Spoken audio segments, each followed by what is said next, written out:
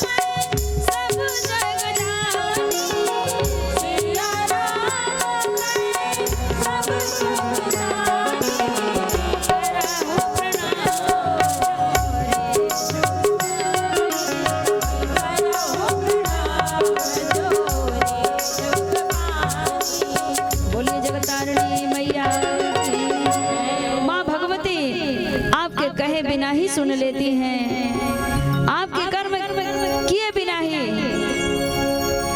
आपकी पूजा स्वीकार कर लेती हैं। इसे मानसिक पूजा कहते हैं। हमारे शास्त्रों में ऋषि मुनि महात्मा जन मानसिक पूजन का विधान भी समझाते हैं।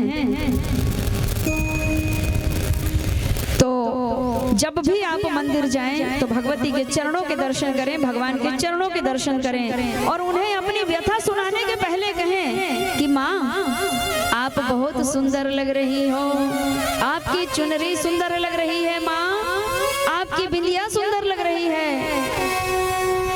आपने जो गले में फूल माला पहनी है बहुत सुंदर लग रही है माँ,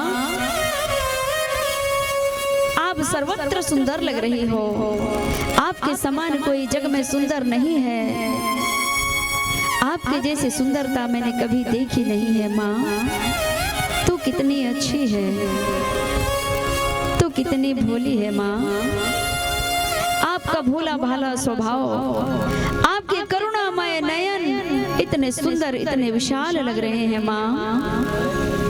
मेरे जीवन में क्या कोई कमी है? अगर आपको दिख रही हो तो उसे सुधार देना। बस क्या ही कहूँ माँ, शब्द कम है मेरे पास, नहीं कह पा रही हूँ। बस कृपा हो जाती आपकी कि आप मुझे बिना कहे सुन लेती।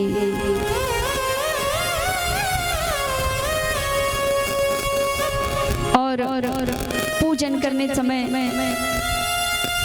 भगवती के चरणों में समर्पित होकर के फिर कपूर से आरती जरूर उतारें।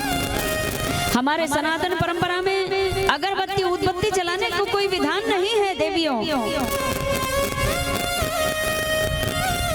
धूप दीप का विधान है। धूप बत्ती जलाइए गीली वाली, और ऐसे ऐसे करके नहीं जलाना, ऐसे ऐसे करके ऐसे पतली बना देते हैं, ऐसा नहीं जलाना।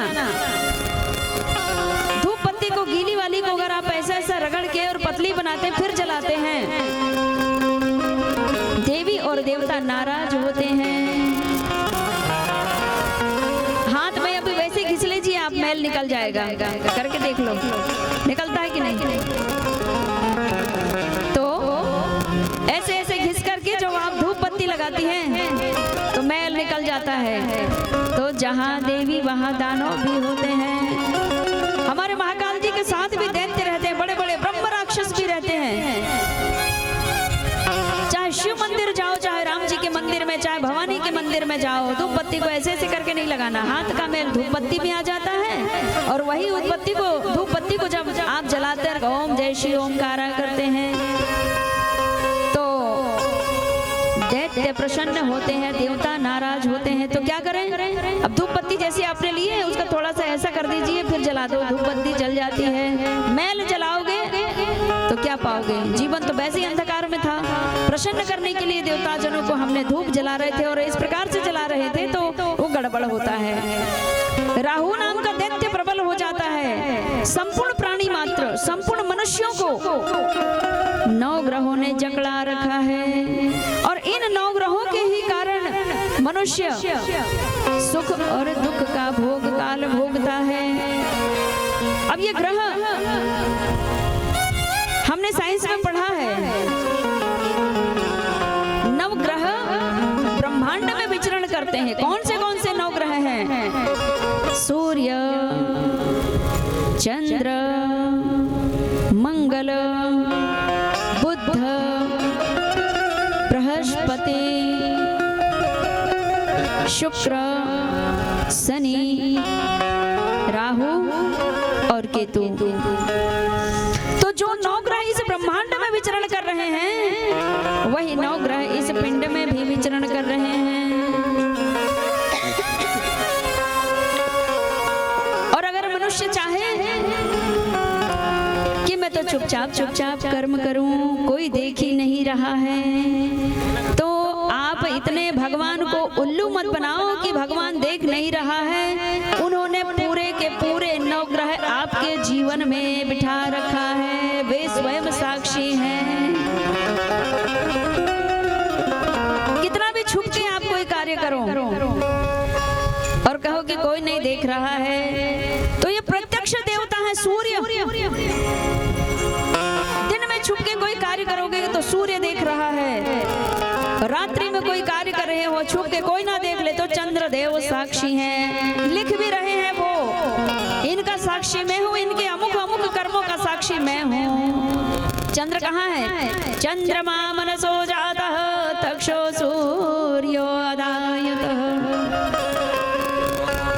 चंद्रमा मनसो जातः तक्षो सूर्यो अजायतः। श्रोताद्वायुष प्राणश्च मुखादग्निर्जायते। सूर्य, चंद्र, मंगल, बुध, गुरु, शुक्र, शनि, राहु, केतु, ये संपूर्ण 9 ग्रह देवता आपके कर्मों के प्रत्यक्ष हैं। इसीलिए सोच के कर्म करना। और जब ये गुप्त, ये सूर्य, चंद्र, मंगल, बुध, गुरु, शुक्र, शनि, ये तुमको ऐसे प्रकट होके नहीं दिख रहे हैं, वो तुमको देख रहे हैं और तुम्हें कृपा भी प्रदान कर रहे हैं, लेकिन आपको पता ही नहीं है। फिर लगता है कि बाजू वाला प्रयोग कर रहा है, कि वो लास्ट घर वाला प्रयोग कर रहा है, कि गांव के लास्ट वाला घर है ना वो सोधा है, दूसरे माटे आज सब है उसके घर में, वो कर रहा है प्रयोग। ऐसे भाव प्रकट होते हैं, जबकि ये नहीं देखा, एक बार विचार नहीं किया कि मेरे अपने स्वयं के कर्म ही मेरे जीवन में कष्ट का कारक बन रहे हैं। फिर किसी ज्योतिषी से दिखाओगे, किसी बैगा गुनी या पंडा से दिखाओगे, उनका दिया जला, तुम्हारा भूत बोला, उन्होंने दिया जलाया, सच में भूत बोला कि ऐसा कर दिया वैसा कर दिया। फिर बेटे तुम्हारे घर में जो तुमने धन कमाया है, कमा के जोड़ के रखा है ना, वो वही चले जाएगा। और वो क्यों ऐसा हुआ?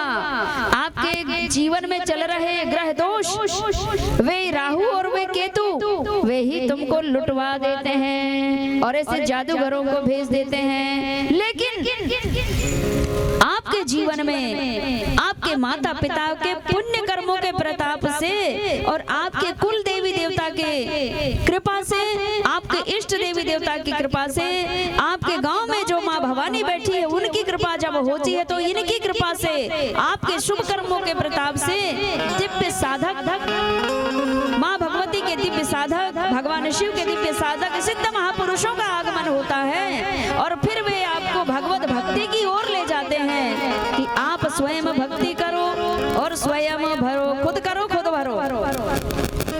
भक्ति का विधान आपको बताते हैं और जब उनके बताए मार्ग पर चल करके आप भगवत भक्ति करते हैं, आपके जीवन में सुख सौभाग्य के द्वार अवश्य खुल जाते हैं। और जीवन में जब आप आरती करें, कर्पूर जला करके कहें, शुद्धता के साथ कर्पूर गौरव करना चाहिए। किस प्रकार? कर्पूर गौरव करुणावतारम।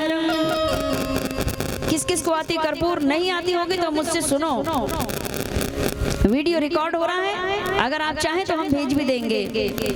कर्पूर गौरव कैसे करना है? कर्पूर गौरव की जो आरती है वह भगवान शिव की आरती है।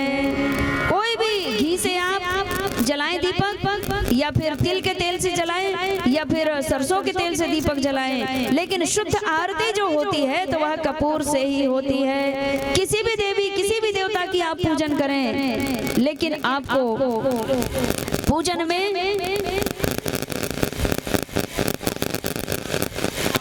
भगवान शिव की स्तुति भले फर्स्ट पहले नहीं कर सके तो लास्ट में जरूर करो, लेकिन करना ही होता है। तो कर्पूर गौरव कैसे करें? भगवान शिव का याद करके, उनका चिंतन करके।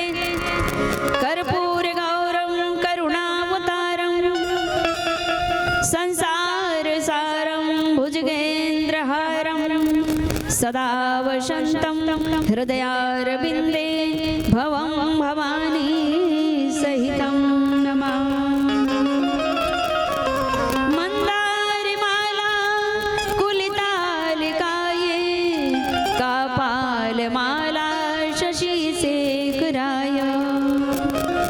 महादेव, इसका भावार्थ यही है, कर्पूर उतारते उतारते, इसका मतलब है कि आप भगवान से अपनी स्तुति कर रहे हैं और निहार रहे हैं भगवान शिव को।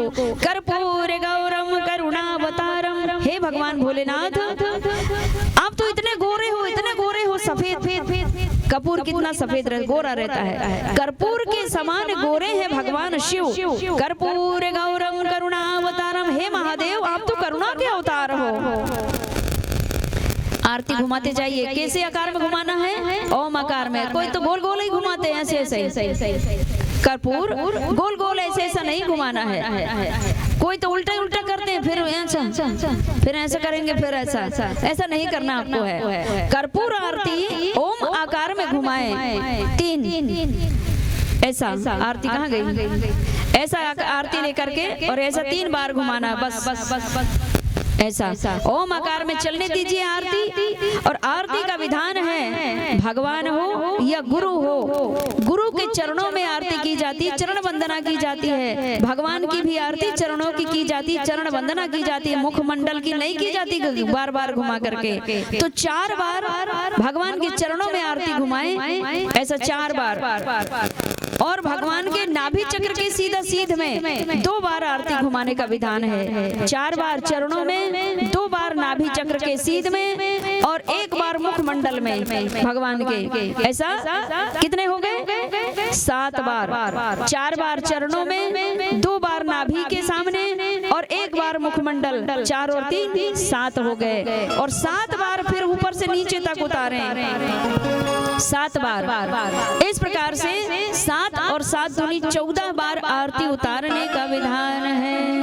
और इस 14 बार आरती उतारने के बीच में ही आपको बोलना है, कर्पूर गौरम करुणावतारम संसार सारम भुजगेंद्र। देव, आप तो कर्पूर के समान गोरे हैं प्रभु, और आप तो करुणा के अवतार हैं। संसार सारम भुजगेंद्र हारम। कर्पूर गौरम करुणावतारम। भगवान आप तो करुणा के अवतार हैं, कर्पूर जैसे गोरे हैं। संसार सारा मतलब सारा संसार आप आपको भजता है। हे भुजंगेंद्र हारम, भुजंग मतलब नाग, हार मतलब माला, फूलों की माला जैसे होती है ना, ऐसे भुजंग की माला भगवान शिव ने धारण किए है। भुजगेंद्र हारम सदा वसंतम, हे भगवान सदा संत के हृदय में, सदा वसंतम हृदयारविंदे, सदा संतों के हृदय में विराजमान रहते हो और आपकी वंदना करते हैं संत समाज, और संत समाज के साथ हम भी जुड़े हैं, तो हमारा भी स्वीकार करिए सदा। हे भगवान, हे महाकाल जी, हे महादेव, सदा वसंतम हृदयारविंदे, मैं भी भवम भवानी सहितम नमामि। भगवान मैं भी जिस प्रकार सिद्ध संत ऋषि मुनि महात्मा जन आपको प्रणाम करते हैं, सदा वसंतम हृदयारविंदे भवम भवानी सहितम नमामि। भवानी सहित आपको प्रणाम करते हैं, मैं भी वंदना कर रही हूँ, स्वीकार करिए। फिर क्या कहते हैं, त्वमेव माता च पिता त्वमेव, हे महाकाल जी, हे महादेव, हे माँ भवानी, त्वमेव माता च पिता त्वमेव, त्वमेव बंधुश्च सखा त्वमेव।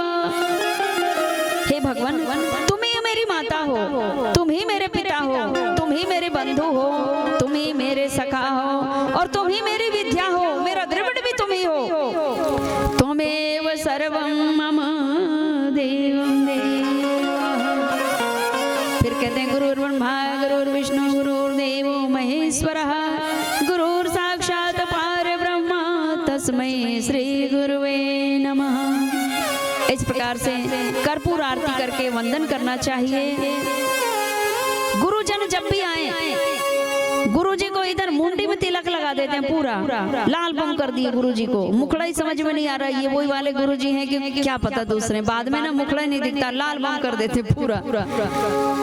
तो गुरुजनों की चरणों की वंदना की जाती है, चरणों में तिलक लगाना चाहिए। गुरु चरण धो करके गुरु चरण रज को शीश पे, पूरे शीश पे और पूरे शरीर पे छिड़कना चाहिए, और अपने इस परम पतित पावन शरीर को परम दिव्यता प्रदान करने के लिए गुरु चरणामृत का छिड़काव करना चाहिए, घर में छिड़काव करना चाहिए, और भगवान से वंदना करें कि भगवान आप गुरु रूप में प्राप्त हो गए। और माता पिता से कहें, हे माता पिता, आपकी भक्ति के प्रभाव से मेरे जीवन में आ रहे कष्ट से मुक्ति के लिए, आपकी भक्ति के प्रभाव से संत रूप में गुरु पधारे हुए हैं हमारे जीवन में, हमारे परिवार के जीवन में, पुत्र पौत्र आदि के सर्व शुभ सौभाग्य हेतु दिव्य संत स्वरूप में भगवान आपकी कृपा से पधारे हैं। हम तो सत्संग करने जा रहे हैं, ऐसा कहते हुए और अपने माता पिता से क्या कहें, गुरु मात पिता गुरु बंधु सखा, तेरे चरणों में स्वामी मेरा कोटि प्रणाम।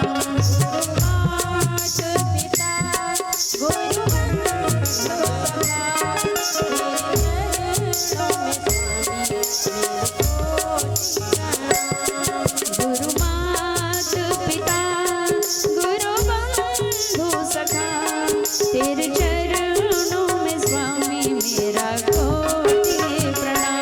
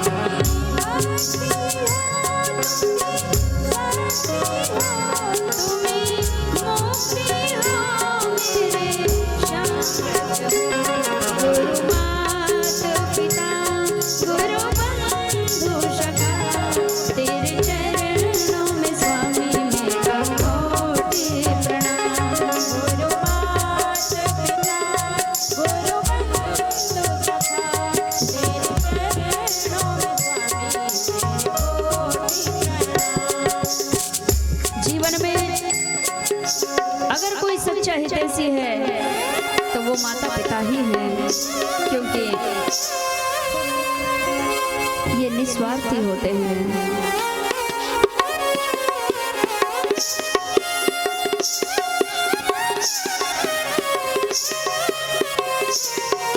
अगर कोई सच्चा साथी है, निस्वार्थ, बिना खर्चा वाला, तो वो भगवान सदगुरु होते हैं। और गुरुदेव के साथ में बाकी सगे सब स्वार्थ के और स्वार्थ का संसार है। बाकी सगे सब स्वार्थ के, जितने रिश्तेदार हैं, समाज है, सब स्वार्थी। और बाकी सगे सब स्वार्थ के और स्वार्थ का संसार है। और निस्वार्थ सदगुरुदेव है, सच्चा वही हितकार। माता पिता के लिए चाहे कुछ भी मत करो, फिर भी वो जोड़ जोड़ के तुम्हारे लिए ही करते हैं। इसी प्रकार गुरु से तुम 1 साल भी बात ना करो, 1 साल बाद, 1 वर्ष बाद, 10 वर्ष बाद भी अगर गुरुदेव से बात होती है तो फिर भी वही स्नेह प्राप्त होता है, मानो रोज ही मिल रहे हैं, रोज ही आशीर्वाद दे रहे हैं। बिना पैसे का निःशुल्क आशीर्वाद है। माता पिता और गुरु का आशीर्वाद मिल गया तो परमात्मा को भी, अगर आपके जीवन में बुरा से बुरा भी लिख गया है,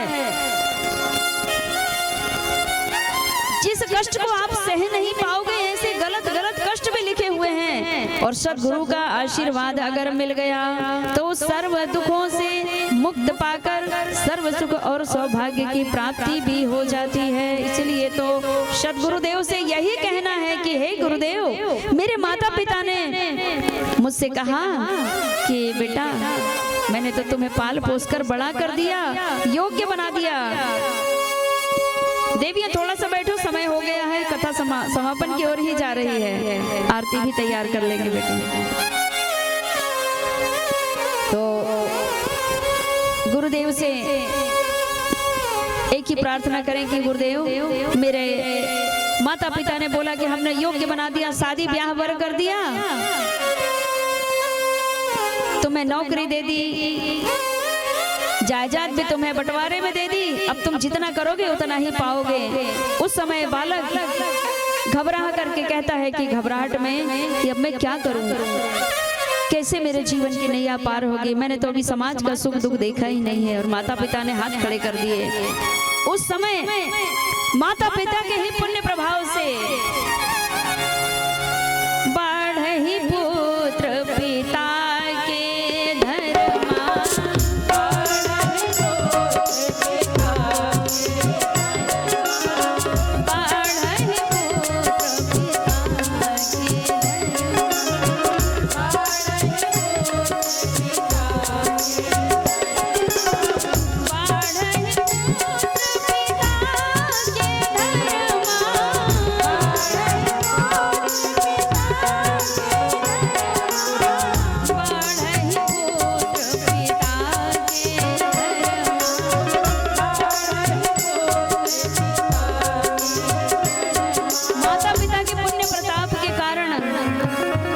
पिता के सत्कर्म, भक्ति, पूजन, आराधना, मंत्र जाप के कारण ही पुत्रों के जीवन में सुख और सौभाग्य के द्वार खुलते हैं। इसीलिए स्वयं के लिए नहीं तो अपने पुत्र पुत्रियों के लिए ही तो हमको भगवान से प्रार्थना करनी चाहिए। माता पिता के पुण्य प्रताप के कारण पुत्रों के जीवन में फिर परमात्मा जब कृपा करते हैं तो उन्हें गुरु रूप में प्राप्त हो जाते हैं। हमारे पुत्र हमारे पुत्रियों के जीवन में भगवान स्वयं गुरु बनकर के आ जाते हैं। गुरु को कभी खोजना नहीं पड़ता, गुरु स्वयं तुम्हारे द्वार चलकर आ जाते हैं।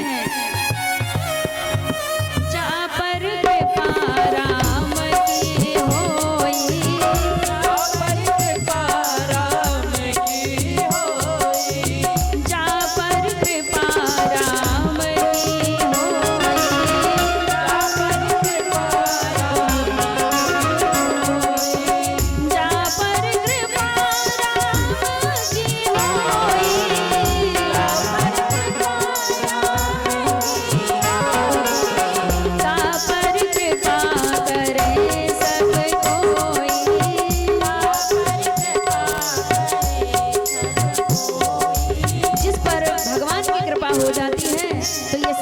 वाले अपने आप कृपा करने लगते हैं। तो जब माता पिता के पुण्य प्रताप से जब गुरु प्राप्त हो गए हैं, तो गुरु मिल गए हैं, तो छोड़ना मत। बड़े भाग्य पाइए सत्संगा,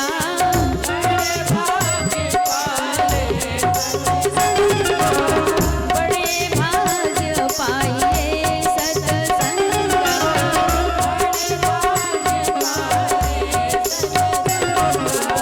बड़े भाग्य पाइए सत्संगा,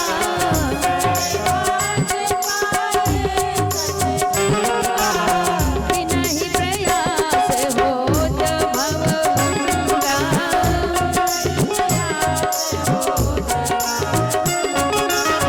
कितना भी प्रयास कर लीजिए, नहीं मिलेंगे सदगुरु। गुरु तो मिलेंगे, गुरु अनेक मिलेंगे, लेकिन पूर्ण सदगुरु मिलना मुश्किल है। इसलिए अगर सौभाग्य से सदगुरु की प्राप्ति हो गई है, सदगुरु की कृपा से परम इष्ट की प्राप्ति हो गई है, परम इष्ट गुरु वो, गुरु को कभी बताना नहीं पड़ता। आपकी यथा व्यथा को गुरु खुद ही जान लेते हैं। जो सच्चा साधक होगा, जो भगवत भक्त होगा, उन्हें आपकी व्यथा बताने की जरूरत ही नहीं है, वो खुद ही तुम्हारी व्यथा को बता देंगे। और यहाँ तक कि नहीं, तुम्हारे दादा दादी गोरे थे कि काले थे, अच्छे थे कि बुरे थे, उनका स्वभाव कड़वा था कि मीठा था, वो कितना लुटा दिए तुम्हारे लिए, कितना बचा दिए, और तो जितना बचा था उसके तुमने क्या किए हो, वो सब कुछ बताने को सदगुरु सक्षम होता, दिव्य गुरु। और ऐसे दिव्य गुरु जिस दिन मिल जाएं, बिल्कुल छोड़ना मत, क्योंकि बड़े भाग्य पाइए सत्संगा,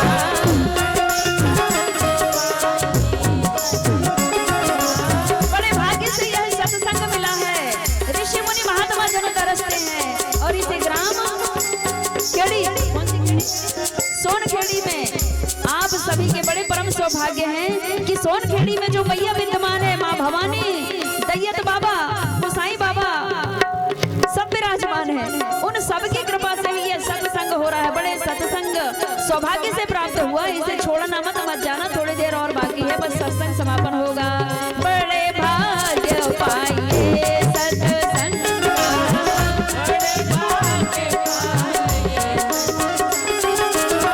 बड़े भाग्य पाइए सत्संग,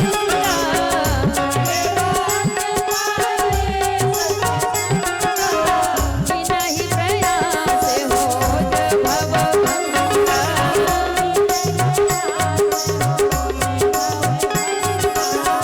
कितना भी प्रयास कर लो, सत्संग मिलना मुश्किल है। जिस दिन हमारे स्वयं के शुभ कर्मों का प्रताप जागृत होता है, तभी सत्संग का अवसर प्राप्त होता है।